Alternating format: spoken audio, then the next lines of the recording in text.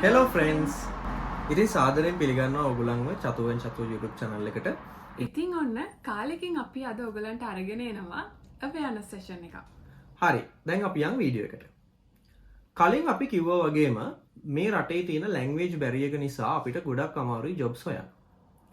එතකොට ඔයා student visa ආපු කෙනෙක් නම් ඔයාට මුලින්ම සිද්ධ වෙන දේ තමයි ඔයා bachelor හරි masters හරි ඒ තමන්ගේ program එක 100%ක්ම කම්ප්ලීට් කරන එක.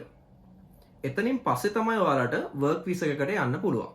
මොකද ඔයාලා document submit කරනකොට මෙහි government එකෙන් අනිවාර්යයෙන්ම ඉල්ලන document එක තමයි ඔයාලගේ degree certificate එක. ඉතින් මේ රටේ නම් පාවිච්චි කරන්නේ diploma certificate එක කියන වචනේ. ඉතින් ඒ certificate එක අනිවාර්යයෙන්ම අවශ්‍යයි. මොකද ඔයාලා ආපු purpose එක complete වෙන්න ඕනේ ඊළඟ step එකට යන්න. අපි අර කියපු language barrier එක නිසා studies ඉවර කරලා වුණත් job එකක් හොයාගන්න එක ටිකක් ලොකු challenge එකක්.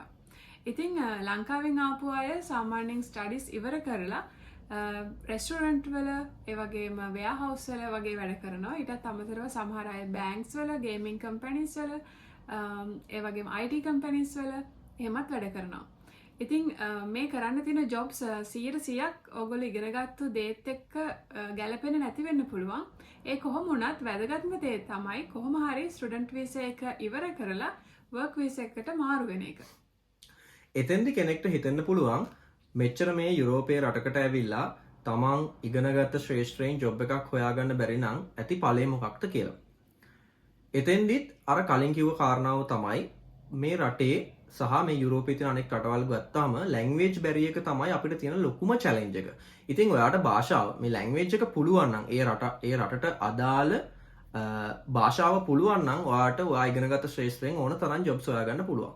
අපිට තියෙන ප්‍රශ්නේ තමයි අපි ඉගෙන ගන්න ශ්‍රේෂ්ඨයත් එක්ක මේ භාෂාව බොහොම ඉක්මනින් ඉගෙන ගන්න අපිට අපහසුයි. සහ කාලේ නැතිකම සහ ඒ භාෂාව ඉගෙන ගැනීමට යාමේදී අපිට සිද්ධ වෙනවා ලොකු වියදමක් දරන්න.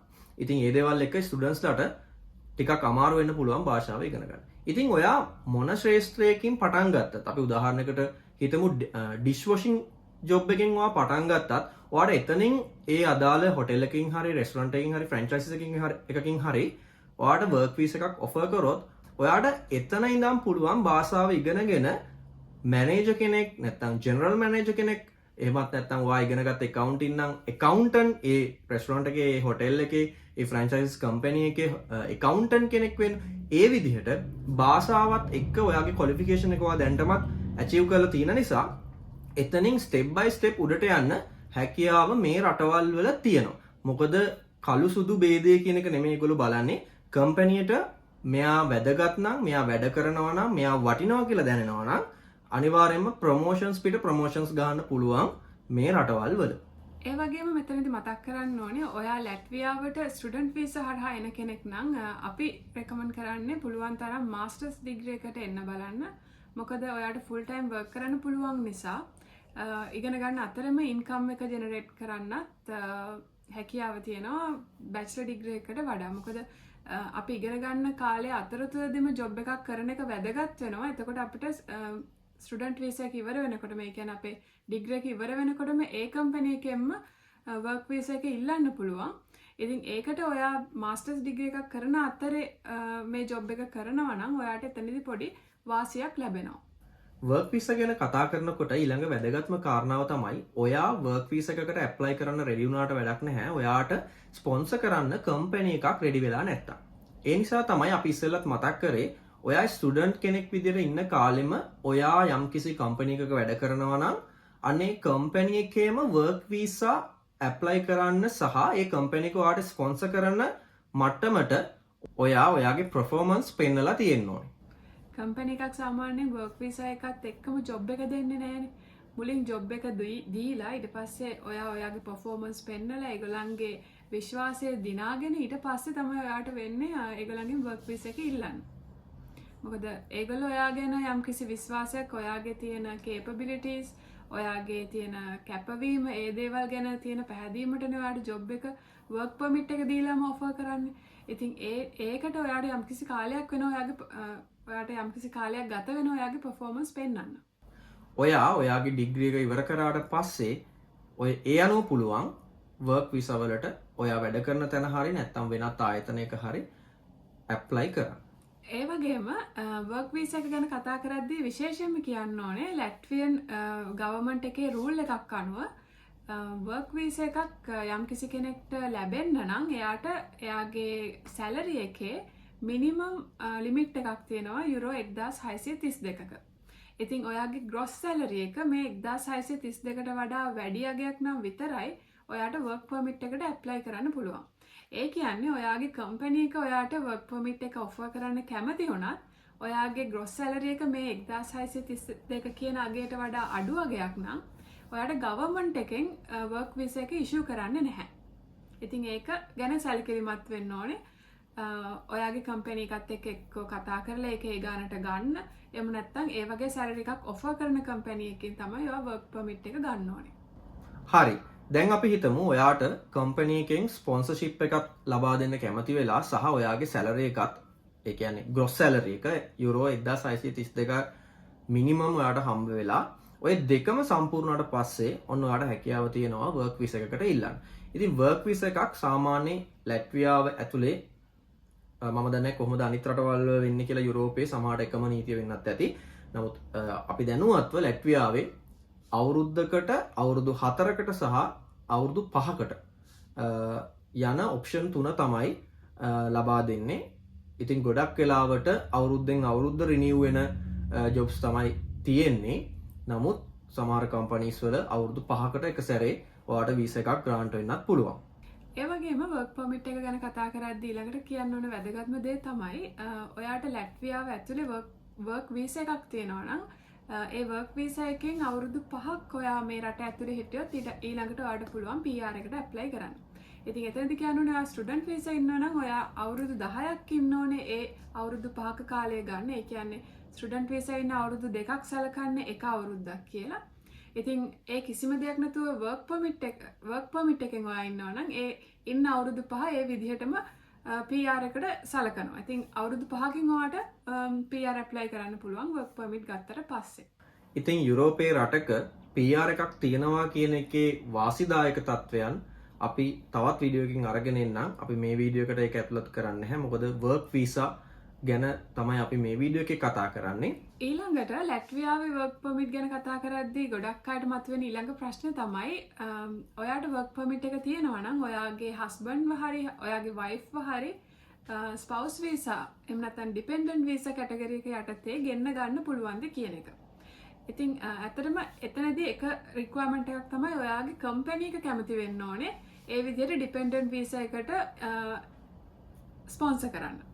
අනිත් දේ තමයි එහෙම කම්පැනි එකක් කැමති වෙලා ඔයාට ඩිපෙන්ඩන්ට් වීසා එක ගන්න පුළුවන් වුණත් ලැට්වියන් ගවර්න්මන්ට් එකෙන් ඒ ඩිපෙන්ඩන්ට් වීසා එක ඉෂුව කරන්නේ ඒ ඩිපෙන්ඩන්ට් වර්ක් රයිට් එක නැතුව. එතකොට ඒ කියන්නේ ඔයාගේ හස්බන්ඩ් හරි වයිෆ් හරි ඔයා ගෙන්න ගත්තොත් මෙහාට එයාට වර්ක් කරන්න බෑ. එයාට ඉන්න විතරයි රට ඇතුලේ ඉන්න විතරයි ඒ වීසා එක ලැබෙන්නේ. ඉතින් ඇත්තටම අපි හොයාගත්ත තොරතුරු තමයි ඔයගලන්ට මේ ඉදිරිපත් කරන්නේ. නමුත් කෙනෙක් මීටත් එහා දන්නවන යම්කිසි විදිහක් යම්කිසි ඔප්ෂන් එකක් තමන්ගේ සහකරුව හරි සහකාරී හරි වර්ක් රයිට් එක ඇතුව මේ රටකට ගෙන්න ගන්න. ඉතින් ආදරේ මතක් කරනවා කමෙන්ට් බොක්ස් එකේ දාන්න අපිටත් ඉගෙන ගන්න සහ අපේ ප්‍රේක්ෂකයන්ටත් ඉගෙන ගන්න. ඉතින් කමෙන්ට් බොක්ස් එකේ දාන්න කියලා ආරාධනා කරනවා. ඒ වගේම අපේ අතින් යම්කිසි වැරදීමක් වෙලා තියෙනවා නම් ඒකත් නිවැරදි කරන්න කියලා ආරාධනා කරනවා පහළ කමෙන්ට් බොක්ස් එකේ. ඒ වගේම තමයි මෙතනදි මතක් කරන්න දෙයක් තියෙනවා. ඔයා මේ රටවල් වල ආවට පස්සේ ඔයා මොන ජොබ් එක කරත් ඩිෂ් වොෂින් වේවා, ක්ලීනින් වේවා, මේන්ටේනර් කෙනෙක් වේවා, එහෙම නැත්නම් බැංක් එකක බැංක කෙනෙක් විදිහට, නැත්නම් වෙයාහවුස් එකක, නැත්නම් අපි හිතමු ડોක්ටර් කෙනෙක් විදිහට, ඉංජිනේර් කෙනෙක් විදිහට ඔය මොන ශ්‍රේෂ්ඨයක හිටියත් තමන් කරන වෘත්තියට අවංක වෙලා මහන්සි වෙලා කැප වෙලා වැඩ කරන්න.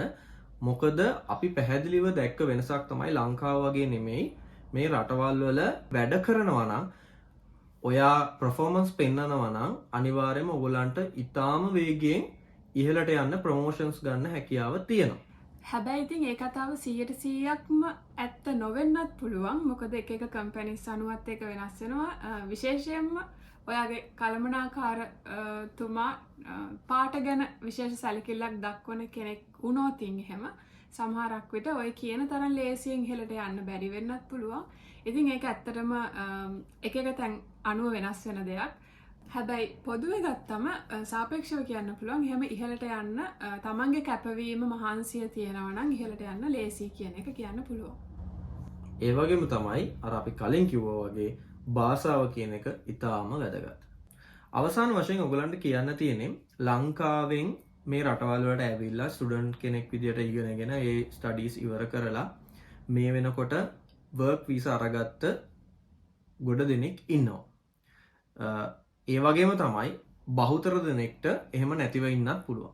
එතකොට ඔයා අහන්න පුළුවන් කෙනෙක් අහන්න පුළුවන් ඩිග්‍රී එක ඉවරුනාට පස්සේ අපිට වර්ක් වීසා එකක් ගහගන්න කම්පැනි එකක් හොයාගන්න බැරි වුණොත් මොකද කරන්න කියලා. එතෙන්දි ඉතින් ඔප්ෂන්ස් දෙකයි තියෙන්නේ.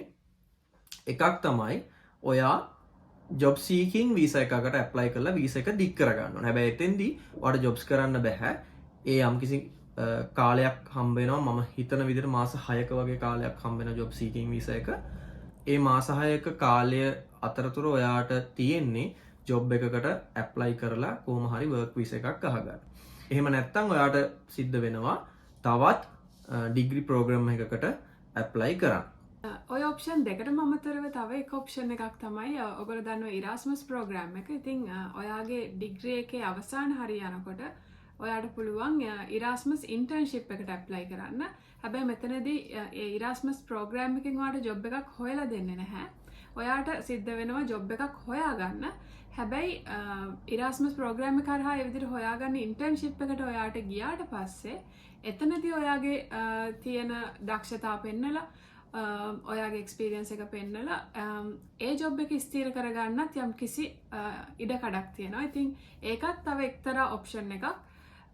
මේ ජොබ් සීකින් වීසා එකයි ඊට පස්සේ අලුතෙන් ස්ටුඩන්ට් වීසා එකයි කියන ඔප්ෂන් දෙකට අමතරව ඔයාට මේ ඉරාස්මස් ඉන්ටර්න්ෂිප් කියන ඔප්ෂන් එකකුත් තියෙනවා.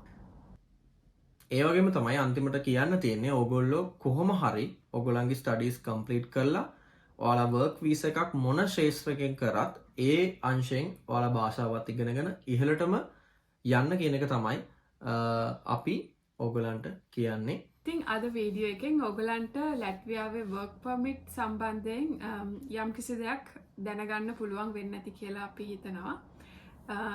ඊළඟ වීඩියෝ එකෙන් අපි ආයෙත් හම්බෙන්නම්. එහෙනම් ගිහින් එන්නම්.